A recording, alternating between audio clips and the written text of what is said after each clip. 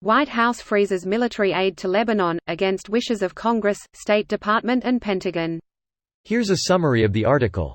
November 1, 2019, 5:44 p.m. Eastern Time, Washington. The Trump administration has frozen all military aid to the Lebanese army, including a package worth $105 million that both the State Department and Congress approved in September, congressional officials said Friday.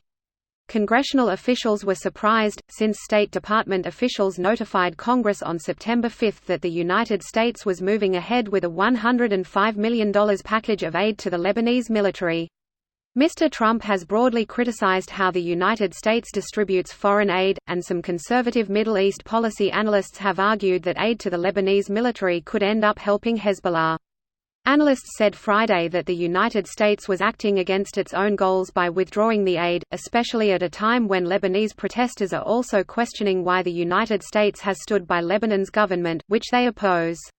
In June, several Republicans in Congress, led by Senator Ted Cruz of Texas, introduced a measure called the Countering Hezbollah in Lebanon's Military Act, which would withhold 20% of American military assistance to the country unless the president can certify that the Lebanese military is taking necessary steps to end Hezbollah and Iran's influence over the LAF, as Mr. Cruz put it in a June statement.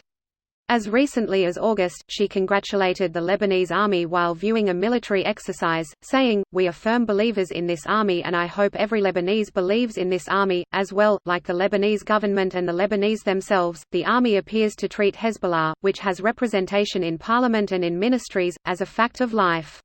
This post received a score of 23,239, with an upvote ratio of 93%.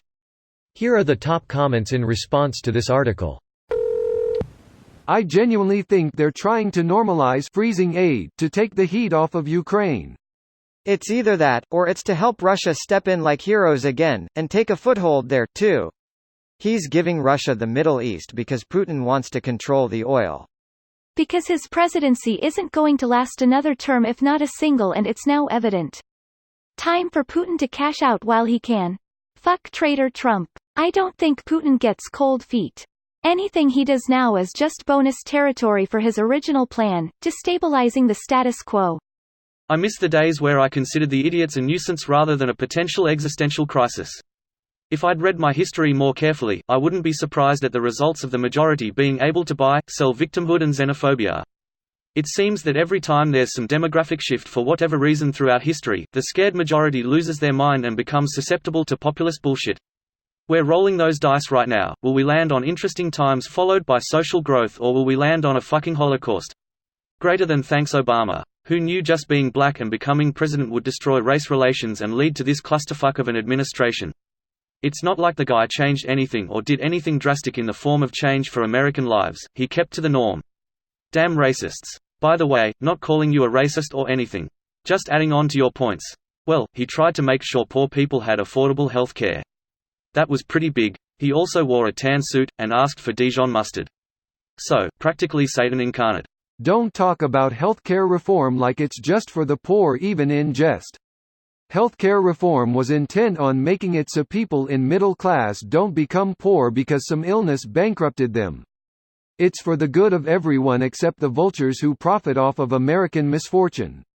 The Heritage Foundation plan Obama and Pelosi pushed through is only a benefit to the poor.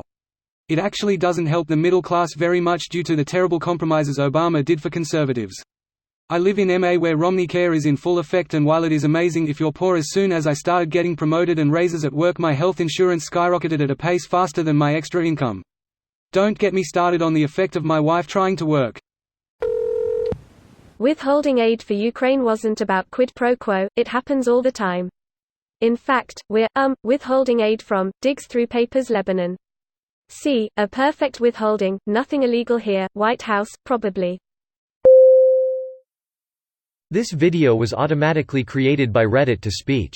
The article and comments in this video were selected from Reddit according to their upvotes, and any paraphrasing was performed by smmry.com, without any human intervention.